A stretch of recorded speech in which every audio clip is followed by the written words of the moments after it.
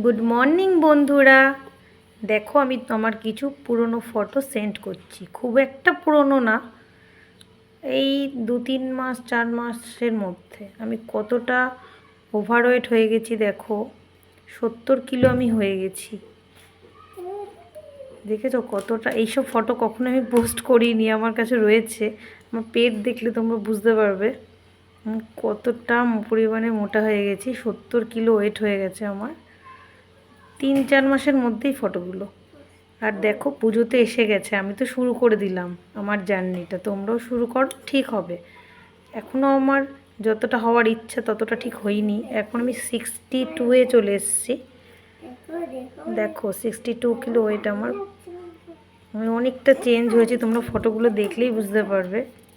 তোমাদের যদি আমার ডায়েট জানার ইচ্ছা থাকে তাহলে আমাকে কমেন্ট করো, অবশ্যই আমি শেয়ার করব। দেখো কতটা চেঞ্জ তোমরাই বুঝতে পারবে। চেষ্টা করলে সব কিছু হয়। পুজো চলে এসছে, তোমরাও শুরু করে দাও আমার মতো, অবশ্যই তোমরাও সাকসেস হবে।